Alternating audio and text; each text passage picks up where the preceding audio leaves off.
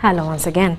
President Yoweri Museveni has directed Karamoja residents to abandon guns for peace and development to prevail. President Museveni is in Karamoja sub-region for a wealth creation drive and assessment. While in Amudat district, President Museveni assured the Karamojong of government commitment to boost development projects, including the parish development model. He pledged to open a radio station for the Pokot of Uganda to further the wealth creation message.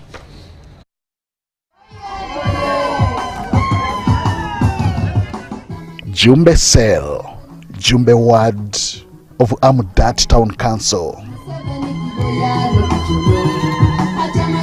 President Yoweri Museveni commences his wealth creation tour of Karamoja sub-region. At the home of Amos Rwembusi, goats and sheep are all looking healthy. Rwembusi does not regret partaking of the parish development model initiative. And when he was receiving, he was told that this is an initiative from the president, and he was very, very happy. Museveni, who inspected and saw for himself how this farmer has progressed, was overwhelmed. This is just a simple way, as you can see. To have a goat, a sheep, some chicken, even some people keep ducks, then cows, others look after pigs, then you grow crops. All those are sources of money. So therefore, really, poverty here is ignorance. To achieve more of this, it will take total peace through abandoning guns. Who are telling you that people who are telling you about getting wealth by raiding were misleading you.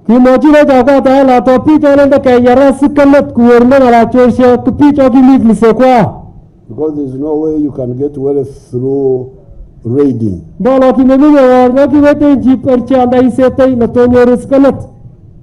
First of all, you may lose your life there. But secondly, also the cows and the goats you steal will die. So you cast completely guns. Nobody should bring guns here from anywhere. So that you have total peace. Museveni wants the Karamojong to toe the line of development through embracing the parish development model. The government can easily start you off. We have now sent you 100 million every year per parish.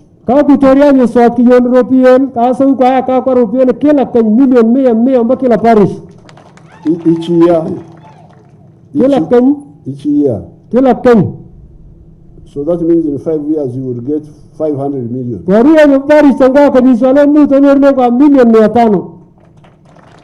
For your parish. Then after 24 months, the ones who got first should bring back the 1 million. Bring it back not to the government, but to your fund here. Earlier, some requests were extended to the president, including acquiring a school bus for Pokot Secondary School and a local radio station. While Mama was the Minister for Karamoja Affairs, she came and supported us to fundraise for a bus at Pokot SS. Up to now, the school has 233 million in account, but the pro forma talks about 500 million. So they are requesting Your Excellency if you can support, because Mama told them that she had brought her account and she would talk to you to also go to your kraal and give something. All these were answered in affirmative. Amos's kraal will contribute 5 million shillings to him now. Kenda moso okoni milioni 5. Yeah. Don't be envious of him because. Other most gwifu ndo jilamos. So give him the 5 million. Kalo tena nye the milioni 5 chai. And regarding the school, I will make the balance to get the 500 million.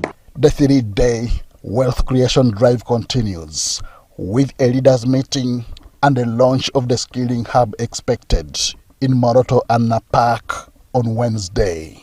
Henry Okrut, UBC. Now, the First Lady and Minister for Education and Sports, Janet Museveni, has said government cannot resume a public-private partnership in education service delivery if challenges facing education providers are not solved. She was at the inaugural Education Dialogue for proprietors and owners of private schools and institutions at Green Hill Academy in Kampala.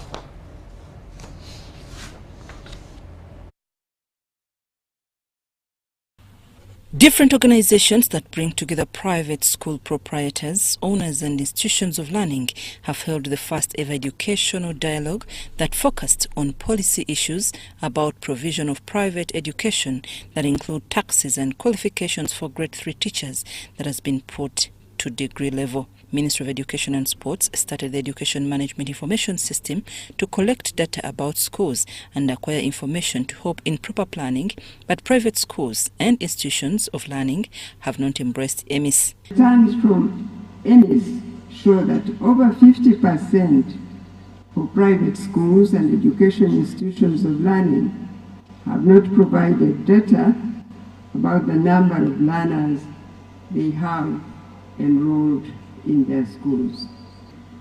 Be more transparent with data and information regarding your schools and institutions so that planning with the Ministry of Education and Sports becomes easier if possible. The private school owners want to resume a public-private partnership in education service delivery with Ministry of Education and Sports. The Minister for Education and Sports, Janet Museveni, says the PPP arrangement in implementation of universal secondary education was abolished because the money government was investing was misallocated. When profit maximization overrides the learning objectives in the private school or institution, or any service one is employed to give to the people, then it certainly ends with compromising the quality of that service management anywhere. The Permanent Secretary, Ministry of Education and Sports, Kedres Turiagenda, reminded the private school owners what is expected of them. Adherence to approved curricula, to staff qualifications, infrastructure standards, safety measures, and many more. Secondly, institutions should be committed to equity and inclusivity. Adequately trained, motivated, supported teachers in order for them to give us the results that we want.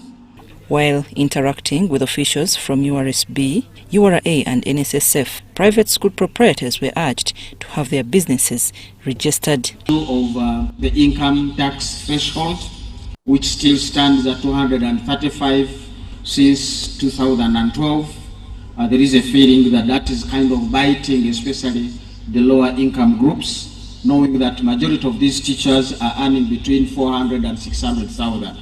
So the proposal is to increase the threshold. Their recommendation is 600,000. We continue with a single tax regime, and we pray that the private schools are allowed to access resources from the UDB through a private schools fund to support their growth. Ministry of Education resolved that such conversation should be regular and properly planned. Janet Museveni, the Minister for Education and Sports, said it should be put on their annual program since listening to each other can help them reach a consensus. I'm Nafka Farida and Stephen Kalisia in Kampala. Now, the Commandant of Police Marine Unit, Sulaiman Chirunji, has called upon the Ministry of Transport and Works to expedite the regulations to fully operationalize the Inland Water Transport Act 2021 to facilitate marine security enforcement on Uganda's water bodies. This was during a stakeholders meeting on the prevention of drowning on Uganda's water bodies organized by Global Health Advocacy Incubators at Kampala Serena Hotel. Government has been called upon to put in place enabling regulations to fully operationalize the Inland Water Transport Act 2021 so as to save the lives of Ugandans who continue to lose their lives and property annually on water bodies and floods. This was during a stakeholders meeting on prevention of drowning organized by the Global Health Advocacy Incubators in Kampala. The Commandant of the Police Marine Unit, Sulaiman Chirunji, said that besides understaffing, the current laws also affect the full enforcement of the laws on marine security. So like we said, we are partnering with the public to do part of our work, like enforcing the putting on of life jackets, adherence to the other water rules, so that we can have safety on water. The Commissioner Maritime Administration, Robert Ntambi, with the Minister of Works and Transport and other officials, explained some of government's efforts towards addressing drowning. By end of 2025, all of the regulations required to operationalize the Inland Water Transport Act will be ready now to apply them and regulating the industry. The stakeholders, the community leaders are also being involved in this. So we need everyone on board to deal with this issue of drowning prevention. Matter brought into the curriculum. The recent one is Lake Bunyonyi. Children are perishing from there as they go to school. There is a school where they have to use a boat, and even not Bunyonyi, even all over the place. All of us must wake up and work together. So the issue of synergizing, I think, is very important, but also the issue of identifying other players who are relevant.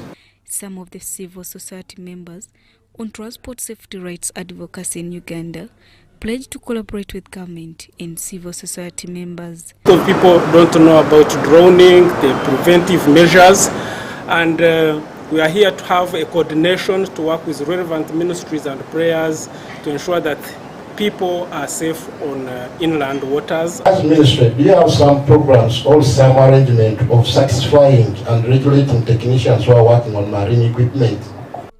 The meeting was organized on the theme, The Burden of Drowning in Uganda.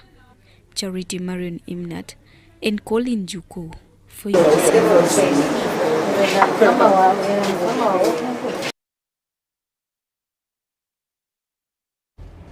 President Museveni has directed that government should take up the responsibility of paying bank charges being deducted by banks from the 1 million shillings parish development model funds in order for the beneficiary to receive the exact money. He was addressing the parish development model beneficiaries in Nakapiripirit and Beam districts. In Nakapiripirit district, President Yoweri Kaguta Museveni visited Lokong Emmanuel, who is majoring in piggery farming. Lokong, a resident of Kakomokwe village, Naturam Parish, Lorakea sub-county, secured a 1 million grant from the parish development model. When I received this money on the 13th July 2023, actually, I was not even really expecting to receive this money. It could be when God planned for the thing, He will make you also to be uplifted from. So far, he has a set of 5 big pigs with about 30 piglets, and these 5 pigs will soon give birth, and that will give to a total about 50. Received the PDM money. I came here for the launch. That was on the 13th of July 2023. He received 1 million shillings, and now he has a big number of, I think you must have seen the project, how it is. It's very successful. He has even brought iron sheets out of the money, the benefits he has been making from the time he got the money. So it's something that we need to celebrate, that the transformation that the president, the money income that the president wants people to go to middle income is what is being realistically realized in my district. This has seen him since 2023 change his entire life. To do sand mining just across the river. Sustaining this family. To sustain the family. Yes. So, but now when PDM came, he abandoned sand mining and came to this. I thank the government of Uganda to introduce the program of PDM. The president's visit to Nakapiripiriti is a testimony that the parish development model is a game changer. Really, as per now, I have the present pigs which are in here. There are 22 in number. The piglets are 12. The plan of PDM is to assist people who are outside, who don't have any income, to start getting income. So now, if all, and we have done it deliberately, that we give 1 million per family, 100 million per parish each year. Lokong, who started from small, is now a big dreamer. My president, His Excellency Yoweri Kaguta Museveni, really has changed some of us, because most of us, we have left this issue of ratings. Earlier, the president also visited another PDM beneficiary in Abim district. From here, I went to Abim. The person in Abim is a more advanced person. He's a university graduate. He is doing farming of onions and maize and sunflower. And he's even irrigating using the program of the government. The president, however, called for the abolition of the bank charges on the parish development model money. Now, the banks have been deducting money from my people. They deducted some money from Better Tia's money. And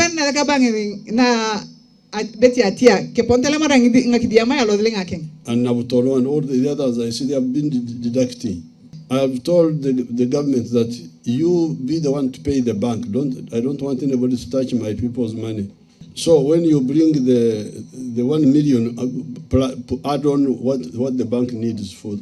Museveni, however, leaves a note behind for Karamoja that now, since peace has returned and industrialization taking up shape, they should wake up and tap into it. Now you here in Karamoja, you're getting factories coming here, cement factories of this. Whose meat will they eat? They will have to eat your meat here. Robert Onyango, UBC News. Mahata Akaramajong, Mahata ndinyi wote na wasalimia.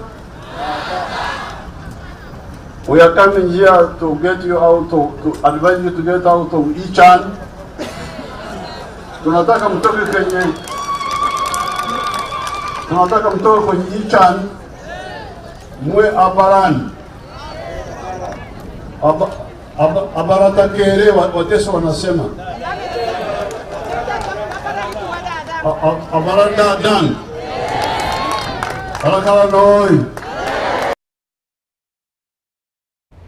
Now, the Office of the Prime Minister has achieved 35% of the set goals in 2021.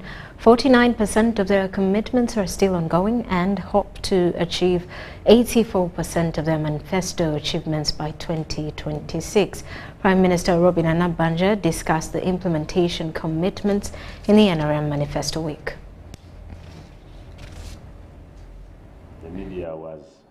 The Office of the Prime Minister is at 55% implementation and ranked number 6 in Africa on sustainable development goals. And I want to emphasize, 1, agro-industrialization.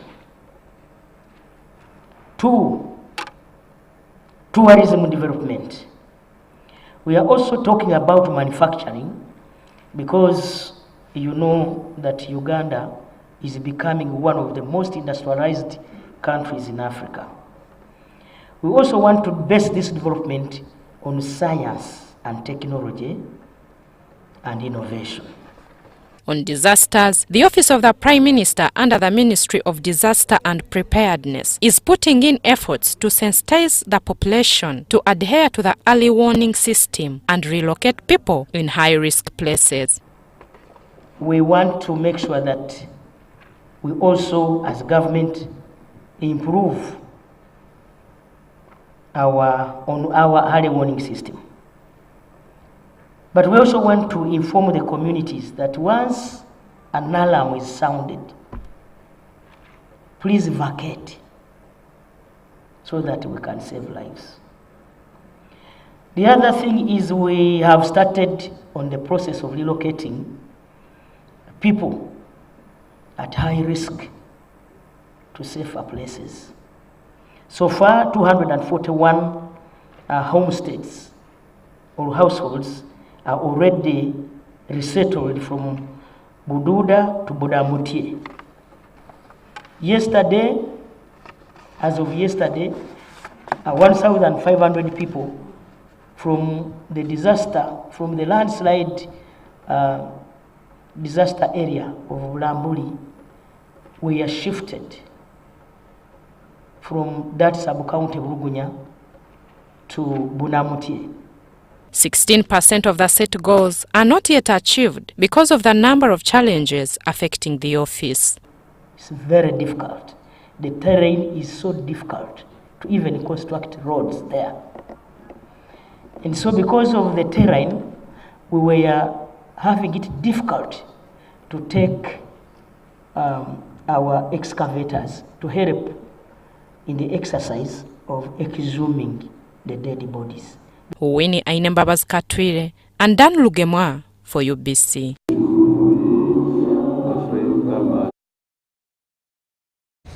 Now, clarification has been made on a story that ran on UBC News on 27th November concerning the hacking of Central Bank. Pegasus Technologies was wrongfully mentioned in that interview, and we spoke to Ronaldo Zaire, the company's founder, who expanded on the need to take extra caution when transacting or managing digital financial services and processes. This clarity came in when Pegasus Technology raised concern of being misrepresented in an interview last week relating to the recent Bank of Uganda financial hack. I apologize what had happened before. In the previous interview, it was misled attacking Pegasus, which was not the case. Pegasus was not attacked, was not hacked. I was just giving an example, saying the small embedded systems, giving an example of SIM cards, like could be used. I was just giving an example. So Pegasus as itself, it was not hacked recently. It has nothing to deal with BOU. In this regard, Dr. Ahamia adds that cybercrime is a global phenomenon that has posed a new challenge to the financial sector. On a global perspective, if you are to see the statistics, globally we lose $10.5 trillion globally. That's criminal. If we go to Africa, Africa will lose around 3.5 billion. Then if you narrow it to Uganda, we are in 2-point-something billion Ugandan shillings. And this majorly comes from a perspective of embedded systems. As I had said earlier, the small interconnected things that are connected to internet. Dr. Ronald Zaire, Managing Director of Pegasus Technologies, says that fraud in the financial sector has been evolving in equal measures as the sector's innovations. The new thief will no longer invest in strong armed things like guns and waylaying people and so on. The new thief now requires is what they call a cyber fraudster, one that looks at ways of intercepting that money either in transit or where the value of that money is held. And that is the concept of hacking into systems. So they will either hack into systems where value is held, or they will intercept that electronic money as it moves from one destination to another. You're paying someone, someone intercepts that request and diverts that request to someone else. That is a form of transferring the value from where it was supposed to go to another place. So the new thief is no longer the strong armed man with a gun and so on. The new thief is a clever man with his laptop or something, being able to tap into the cyber waves. And here we I use that word carefully because I don't want to confuse cybersecurity with fraud. There are many other ways cyber fraud happens. You've heard that China is hacking the US, or the US is hacking China, or all of that is cyber fraud, or ransomware and so on. The new fraudster now is one who uses cyber to change or to tap into value of money and appropriate that money to himself from another source. He, however, says that players in the financial sector are developing robust measures to mitigate these risks. So the protection now is in what ways can that value be protected, whether when you're holding it or when you're transmitting it. And there are a number of ways we do that.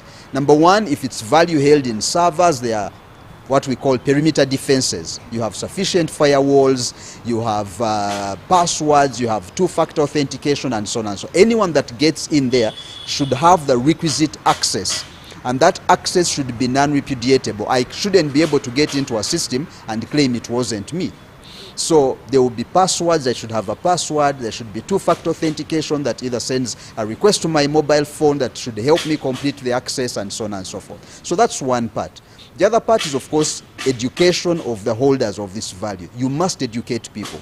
The calls that you've been seeing of people saying, please enter your PIN, we are doing this promotion, we need to educate people that that is the way the new fraudster now works. He will target your ignorance and make you send money to a place you don't intend to send it. So the new strong room is no longer the strong room of steel and bars and safes. The new strong room now is a strong room of passwords, of firewalls, of perimeter defenses, of endpoint detection and response systems. If I come to your system, can the system detect that that's not the owner of that system and shut me out? So that's the new protection that we're talking about. Both Dr. Nahamia and Azaire say that whereas large sums of money have been lost to cyber fraud, digital financial services remain the safest and most efficient means of storing and transacting money in modern times. As transactions of money become more and more digital in the world today, stakeholders are encouraging every user of digital financial services to take extra caution in ensuring that they protect the privacy of their PINs and other financial details. Reporting for UBC News, Wadulo Mark Arnold in Kampala. And the National Unity Platform, NUP, wants government to stop issuing operational licenses to buildings without accessibility facilities for persons with disabilities. During the International Disabled Day at NUP headquarters, Makerere Kavule, party officials emphasized equal rights and inclusivity for people with disabilities. Our power! Uganda has commemorated the International Day for Persons with Disabilities on the theme Unlocking Potential, Inclusive Leadership for a Barrier-Free Future. The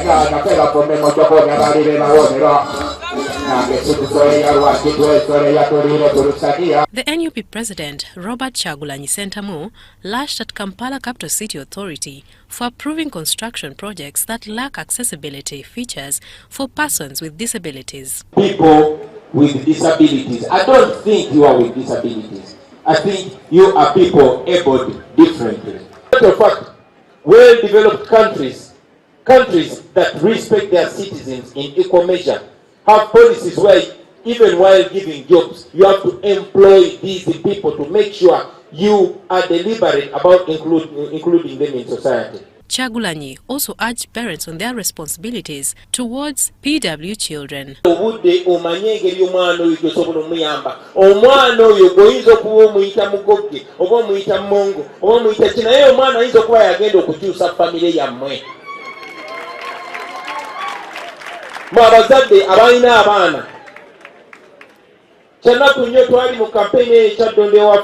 Nengo genda do tudo na itwala bebintu ngotuka nosanga nga wali omwana gwe basiba kumuguwa nga yabeera manju ekyo kya buswavu ekyo kirina okukoma n'ekyo kirina okukoma nga ne gavumenti yennyini eyambye abantu okubasensitizinga, ocreating awareness. Kawempe Mayor Emmanuel Owedembe emphasized better treatment and inclusion of persons with disabilities in public policy. Bakoze ebintu bingi nga president bwayogedde nti tebassa kitiibwa mu bantu abalina obulemu ku mibiri gyabwe.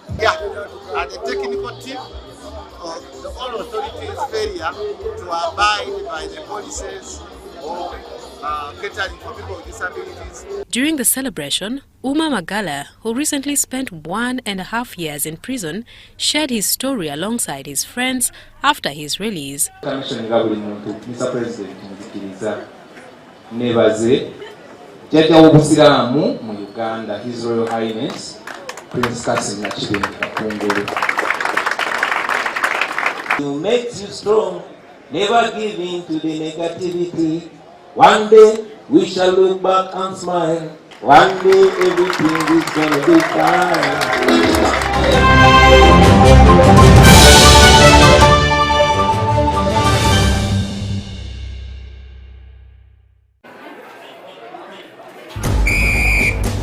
To be a winner, it requires that you exceed all the limits of mankind and womankind.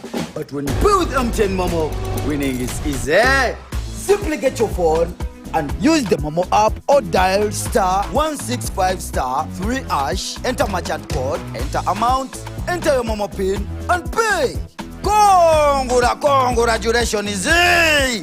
Your stomach is full and now you stand a chance to win mobile money with MTN Momo. Do you need data collection services, data analysis and reporting, monitoring and evaluation systems? Then contact Mold Technologies, a professional research firm that has provided many organizations with timely research solutions for over 15 years. For more information, visit www.mt.co.ug or call us on 0704 913 399 or 0782 602 963. Visit our office in Kampala at Sayuni Complex in Tinda. Mold Technologies, your professional research firm.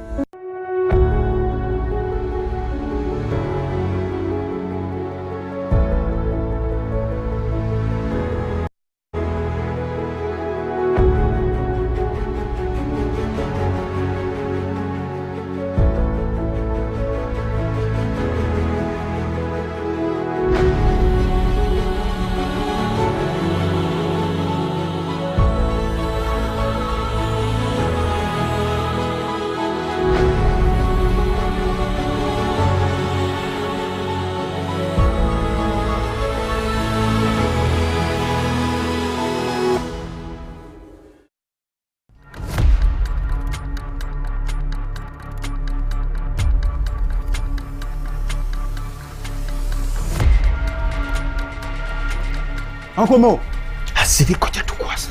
Vayo na wasajja batusonyiye. Chikakasi. Vayo. Government has done it. Uganda Revenue Authority has taken you off the burden of paying interests and penalties. All you have to do is to pay your outstanding principal tax to benefit from the waiver of interests and penalties that runs till the end of December 2024. Call us on our toll-free line or email services@ura.go.ug. Uganda Revenue Authority. Developing Uganda together.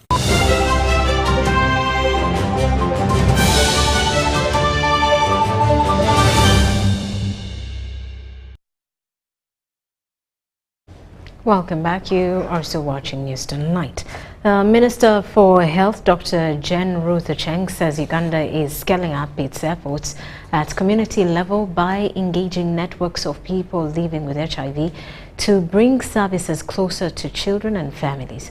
She was opening the International Pediatric HIV/AIDS Symposium for Africa 2024 on the theme Equity, Integration and Innovation. Ministry of Health and Partners has organized the International Pediatric HIV/AIDS Symposium for Africa, IFASA 2024, to share research findings to bridge the gap AIDS among children by 2030. Minister for Health, Dr. Jen Ruth Acheng, noted that children lag in the HIV clinical cascade, but her ministry will continue to prioritize evidence-based innovations to create a future free of children with AIDS. We now have interventions to detect pediatric HIV at birth. We do what we call early infant diagnosis in all maternity centers. Now this has been hugely boosted by the gene expert machines that are present in the maternity centers.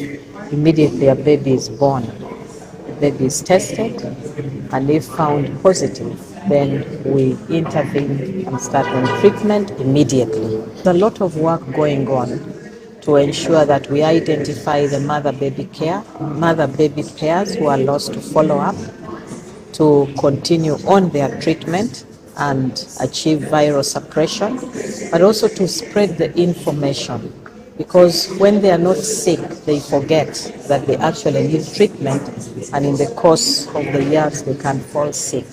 So that is an area that is causing our low viral suppression, but we hope that with time, in the very near future, we shall get to the desired target. While the adults are close to 95%, for children, we are really lagging behind. For example, in viral load suppression, we are just at about 43% if you use the denominator of people living with HIV.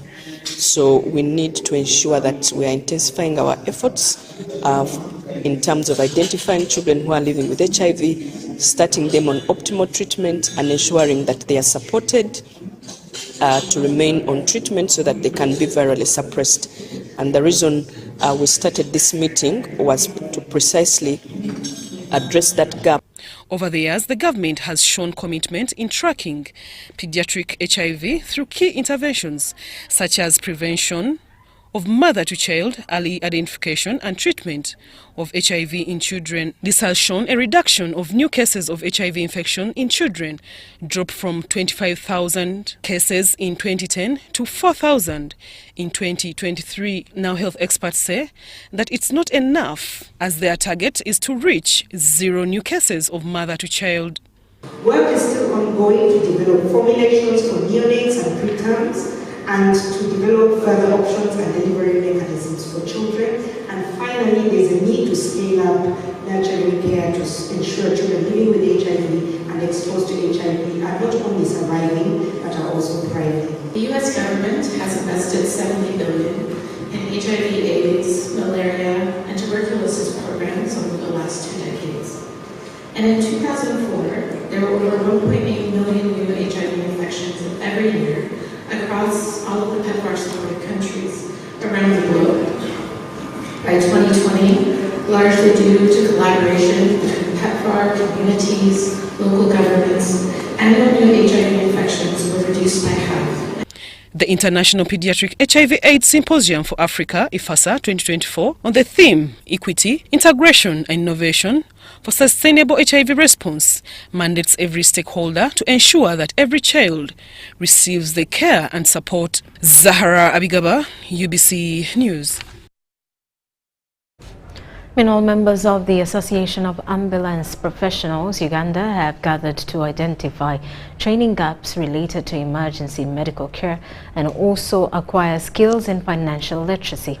The president for the association, Tom Chobe, says different cadres who offer emergency medical services need orientation on the new technologies in health. Uganda is striving to strengthen emergency medical services to improve care to patients in the pre-hospital or out of hospital. In Uganda, statistics show that 7 out of 10 people die due to medical emergency conditions. Members of the Association of Ambulance Professionals Uganda are in Kampala to identify training gaps in emergency medical care. As a country, we are moving towards improving emergency medical services. Okay, there's a lot of need for professionals that provide emergency medical services without any professional titles or scope or any training. And yet the field requires people that are professional to provide the kind of quality of care that we need. We have so many equipment. I would start from a driver. Now we have electronic cars. We have electronic bikes. So not every ordinary driver or rider is able to drive this car. there are things that you need to know.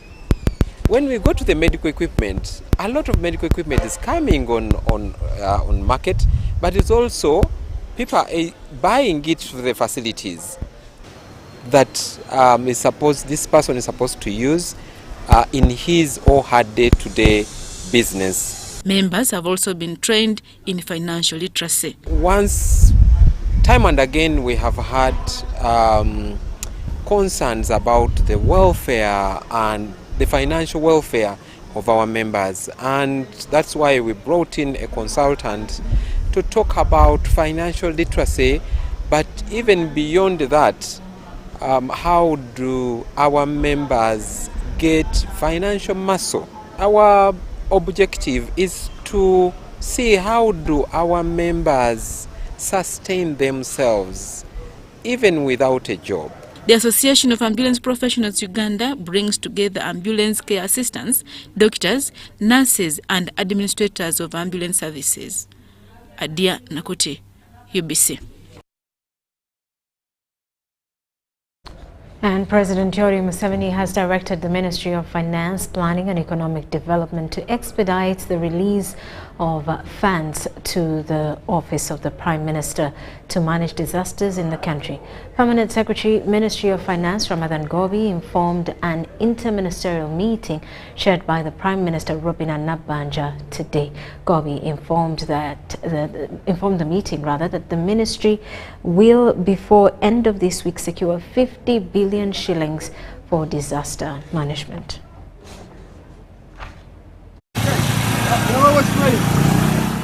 Last week, a landslide occurred in the sub-county of Bulugunya in Bulambuli district, leaving people dead and hundreds displaced. By this afternoon, 28 bodies had been recovered.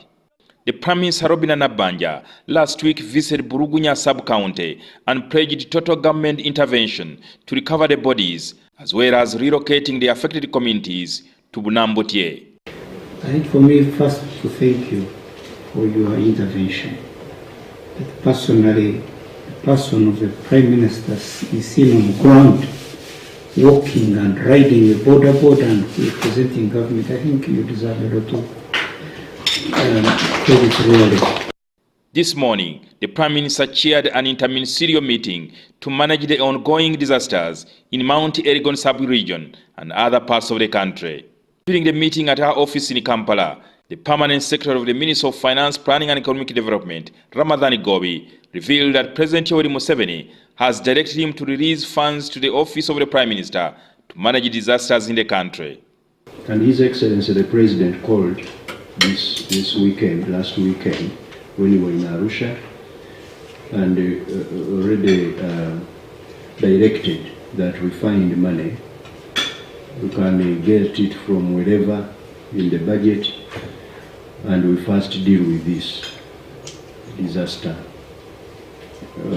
particularly moving people and giving them the resources to settle, but also look after them briefly.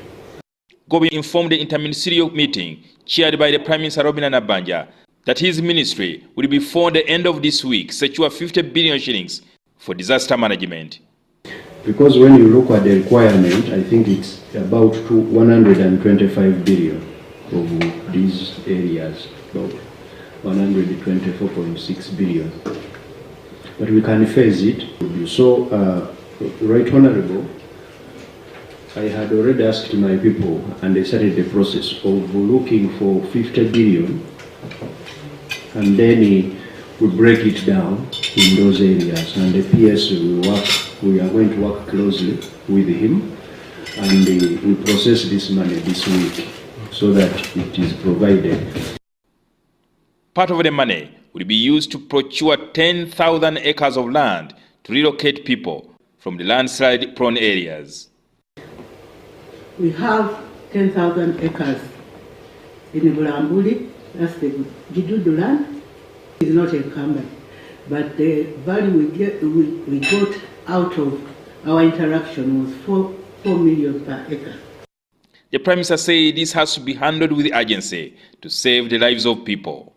It's a must. The president says he's tired of seeing us cry. He even said some things must wait and have this exercise done. In his comment, he said we must look for money and have this done. Nabanya says those who resist relocation will be forcefully relocated.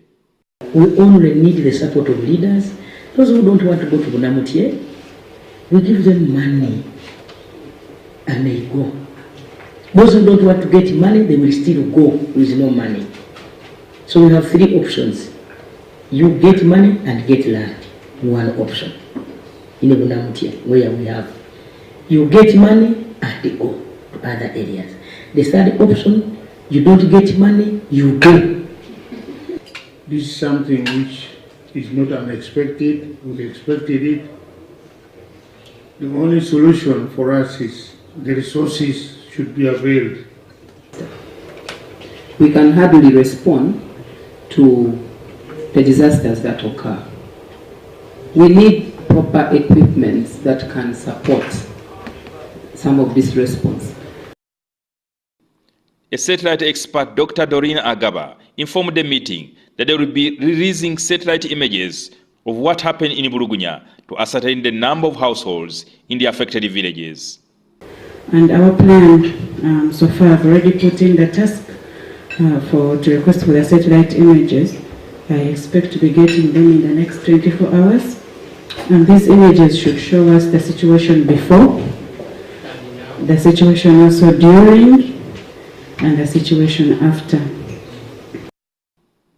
The Prime Minister Robina Nabanja has instituted a subcommittee chaired by the Minister for Disaster Preparedness to deal with the emergency response of disasters in the Elgon sub-region. Minister for Finance, Planning and Economic Development, Matia Kasaija, has encouraged Ugandans to embrace the habit of saving for retirement to support the country's economic growth.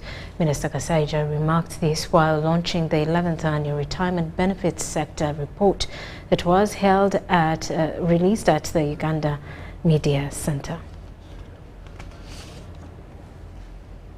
To launch. In the 2024 Annual Retirement Benefits Sector Report, there has been an 18.6% growth, bringing the total savings from 21.4 trillion shillings in the financial year 2023 to now 25.4 trillion shillings.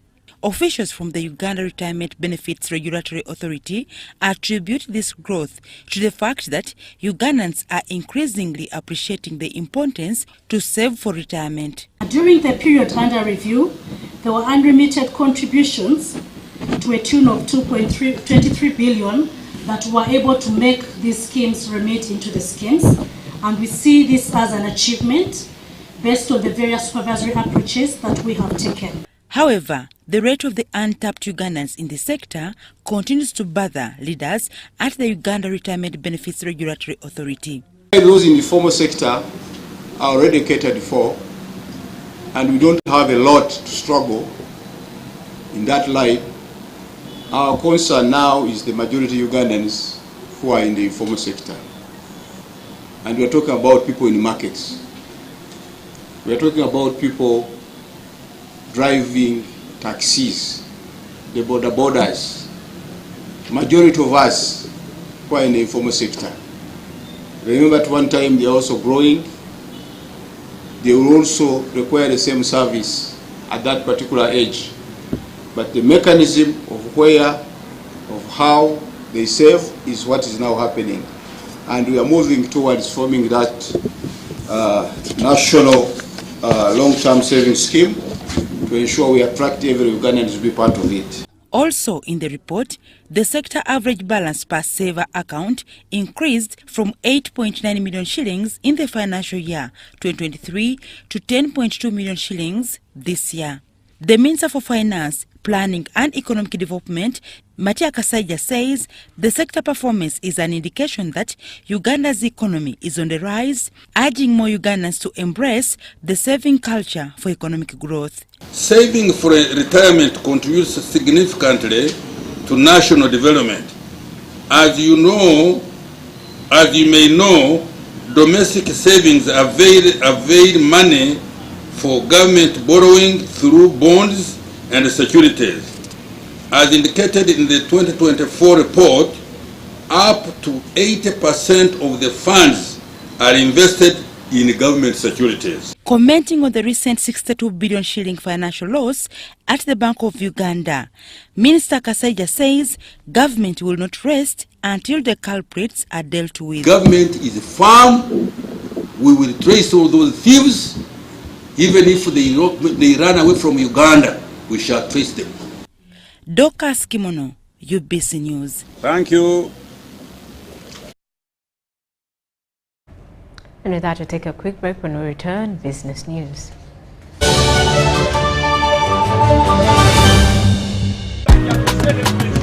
You used to tell me that I don't make you happy. All that time you would be complaining. I'll call you every day, yeah yo, baby don't know. You can now get all the Chibuzi out with MTN voice bundles. Call all networks Kubei Dondoro. Buy a 25-minute voice bundle for only 1,000 or buy any daily voice bundle of your choice. Dial *100*21# and select daily or use the My MTN app. When we talk together, we are unstoppable.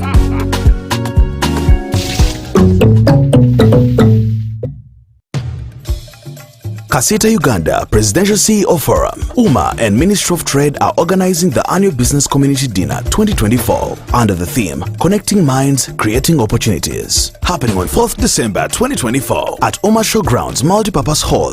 Come dine with industry leaders, innovators and game changers as you enjoy a sumptuous dinner, live music and thrilling performances. Be inspired by keynote speakers and award-winning entrepreneurs as you get a chance to network, build connections and take your business to the next level. Tickets available online and at the Kasita office, plot 16B, Market Street, Royal Complex Building, 3rd floor, Suite 1. For sponsorship, partnership and corporate tables, please call 0752-590-122 and 0773-153-898. Or you can go to UMA for more information. Let's enjoy end of the year business dinner as we connect our minds together while creating opportunities. Sponsored by URA, Bank of Uganda, United Bank of Africa, DTB, Roofing, Plascon, Tembo Steel, Bakaima, Electro Commission and Grow Project.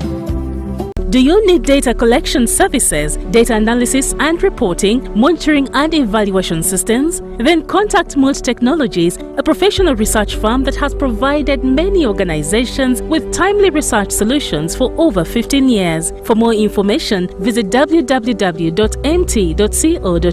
or call us on 0704 913 399 or 0782 602 963. Visit our office in Kampala at Sayuni Complex in Tinda. Mood Technologies, your professional research firm. Step into a world of excellence, comfort and pride with Royal Foam Furniture, crafted to perfection right here in Uganda. We bring you state-of-the-art living room furniture and bedding products at affordable prices. Our wide variety of mattresses include orthopedic, pillow top, spring mattresses suitable for institutions like hotels and many others for home comfort. With every piece telling a story of royal excellence, our products are built with the highest quality materials made to last. Experience royalty with Royal Foam Furniture, proudly made in Uganda, so buy Uganda and build Uganda. Visit our showrooms at Ginger Road, Chambogo Junction, Bukoto Chisasi Road, and on Victoria Mall, Entebbe, on the 1st floor.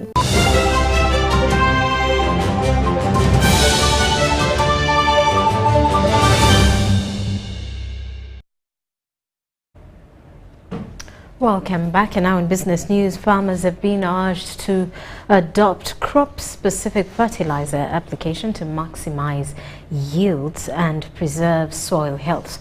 During a review of the National Fertilizer Policy, a Principal Research Officer at the National Agricultural Research Organization, Dr.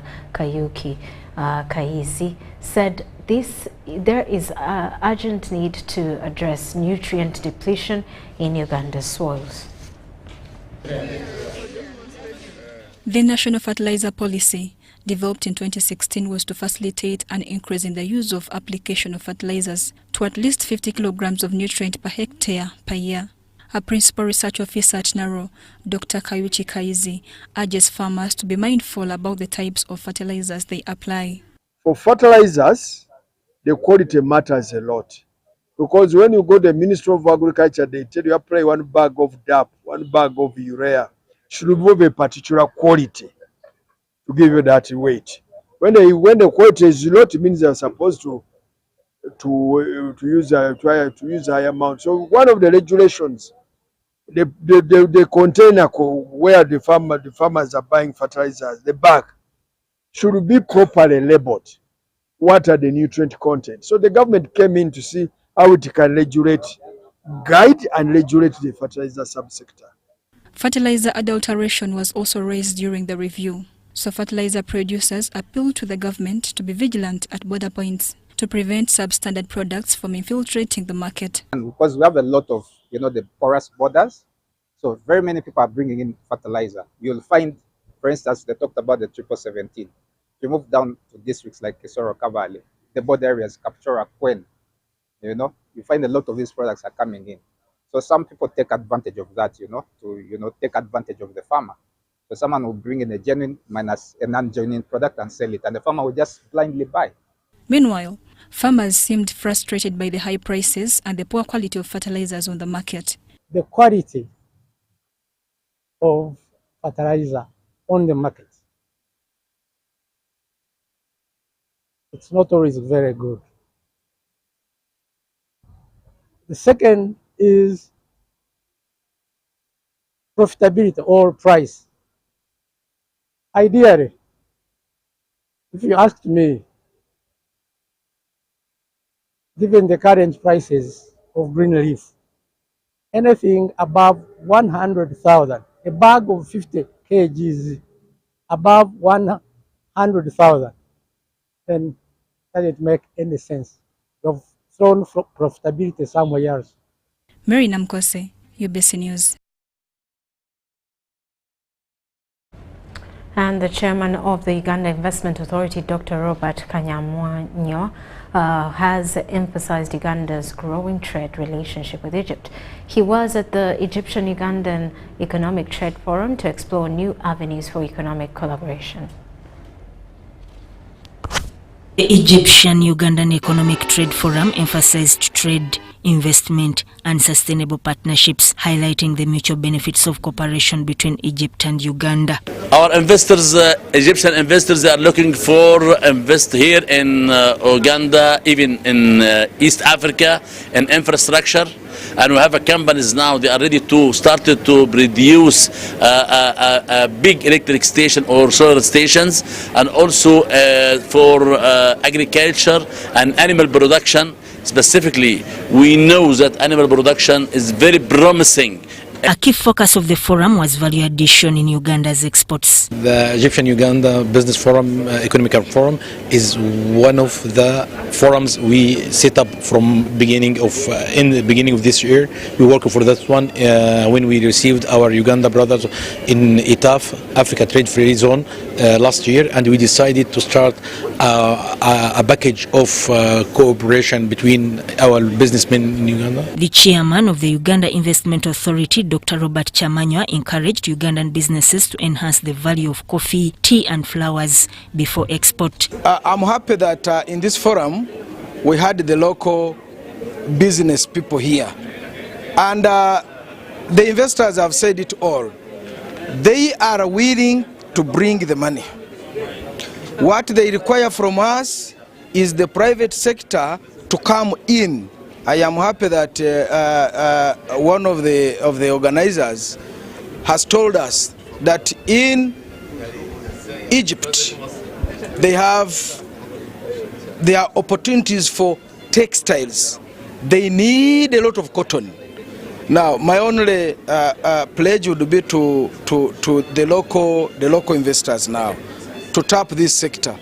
He said that economic cooperation between the two countries has led to job creation and increased trade volumes. We have seen a lot of investment between Ugandan and the Egyptian businessmen and the organization.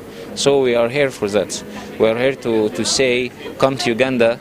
Uganda, we have a lot of facilities now. If you are coming from manufacturing, if you are coming to do business, we have a lot of items in Comesa as from Egypt, and also a lot of items also exempted, like machineries. The forum also celebrated the 67 Egyptian investment projects currently licensed in Uganda with a combined value of $236.5 million US. Sudat Kaye.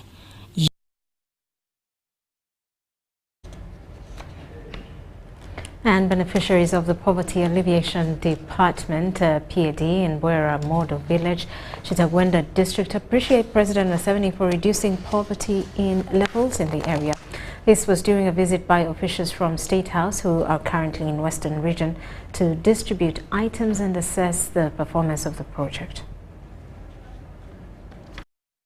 The State House Poverty Alleviation Department has distributed 300 beehives to farmers in Bwera Modo Village, Chitagwenda District. Josephine Chichoncho, the project coordinator for the Western Region, handed over the hives on behalf of the department. She emphasized the government's commitment to improving people's incomes and advised beneficiaries to take good care of the items provided. Take pride in this beekeeping project because it is something that will bring more value to them, more honey and food stability within the area.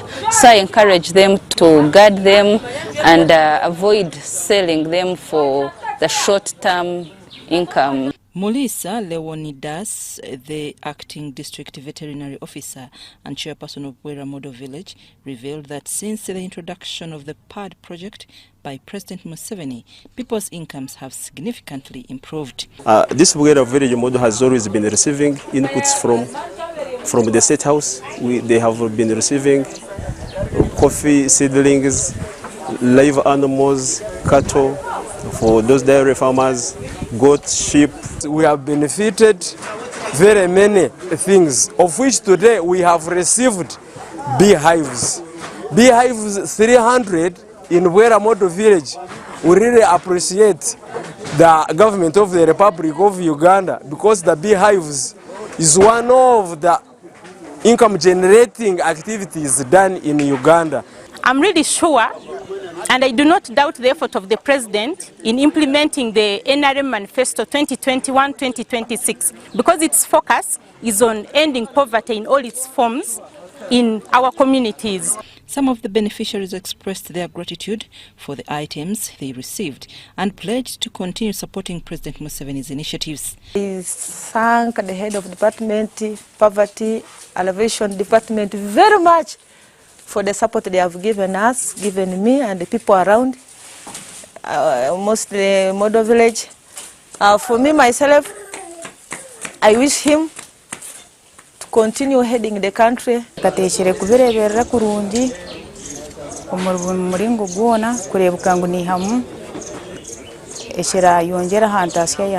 After the distribution, PAD officials conducted a field tour to visit the farmers and assess the performance of the project in Bwera Modo Village. Some of the farmers visited showed positive results, indicating that the President's goal of improving people's livelihoods is on track to being achieved. Project ni supporting egumeho. Mugarike mwongere kwegesa abandi abari nkitwe itwaya twihire. Mwihayona nabandi maze mwihangande tunguka. Ninyobaza President Museveni ibintu byatukoriye ako niwe yarisere program y'igititwe we yagituretire nko muntu kugira ngo yituyambe. Pato Ronald, the field officer for Bwera Modo Village, highlighted some of the challenges that still need to be addressed. This Modo Village, it was not looking well, but now we are now having almost 200 graduates in the whole Modo Village. So the people around, they have managed to pay the school fees. So we thank Yoweri Kaguta Museveni for bringing the model village in Wera. Wera Model Village is one of the most successful villages in the poverty alleviation project under State House. I'm Nafka Farida and Andrew Sebira. Brought to you by download the Wendy app from Google Play or App Store or dial *229#. Wendy Wanawoli.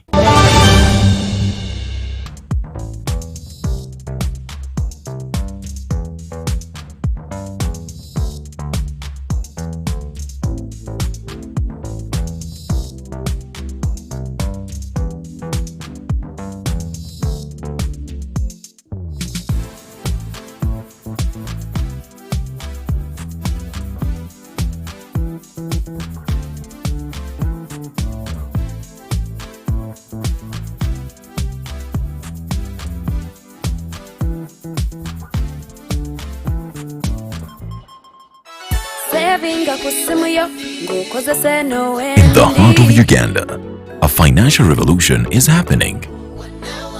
We were once left out, saving the old-fashioned way, with an unexpected saving spot, keeping it too close for comfort. But now, we found a better way to save and manage money. Download the Wendy app from Google Play or App Store or dial *229#. With Wendy, your money is safe and you can earn interest daily. Visit your Google Play or App Store or dial *229# to register. Wendy Wanawoli.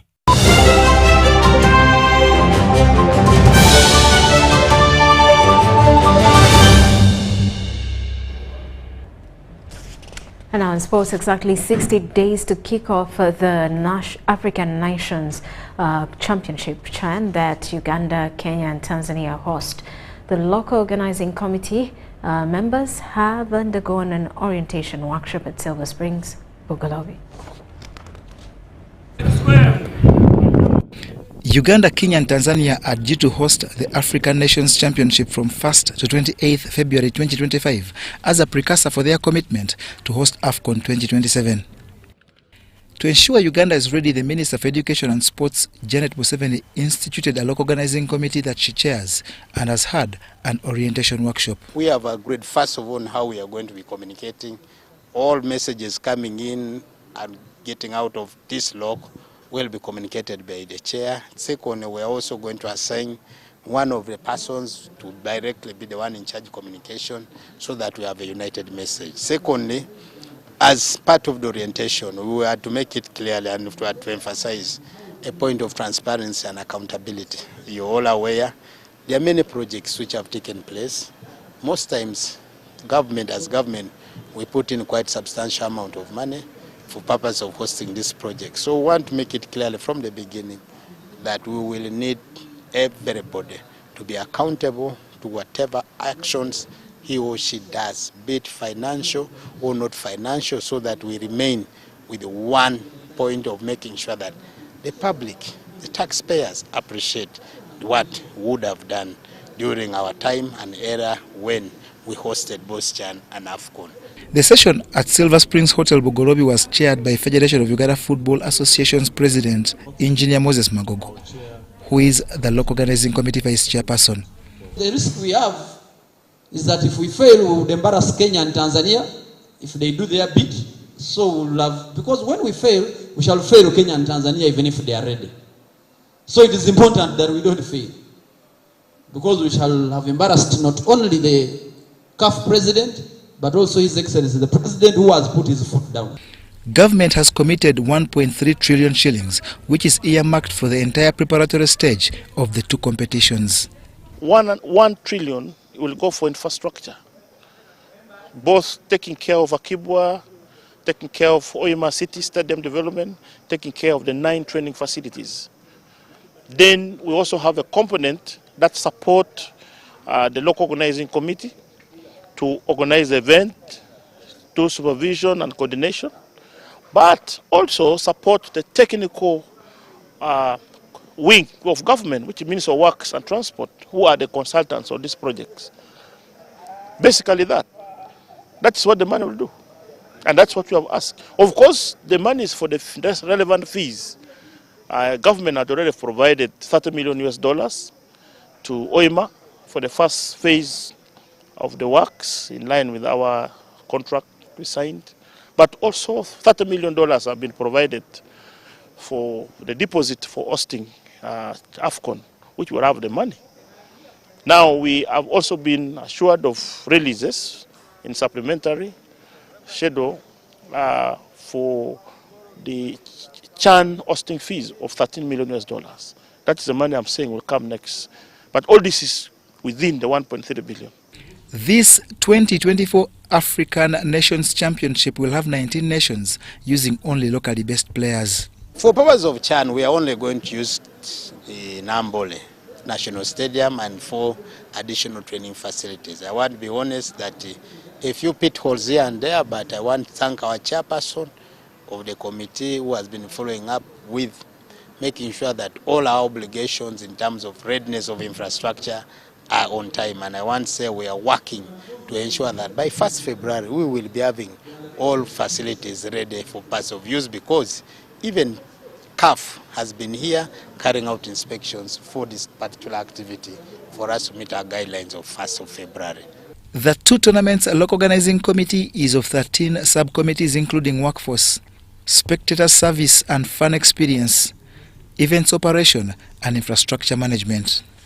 Others are guest management and hospitality, team services, legal / brand protection, finance, communication and signage, and commercial / marketing. The local organizing committee also has eloquent men and women on the medical and doping control, ICT and accreditation, and safety and security committees.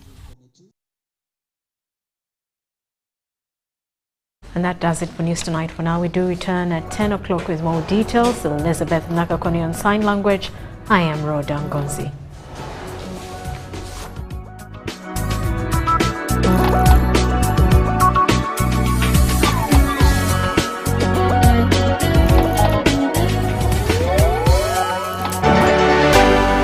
UBC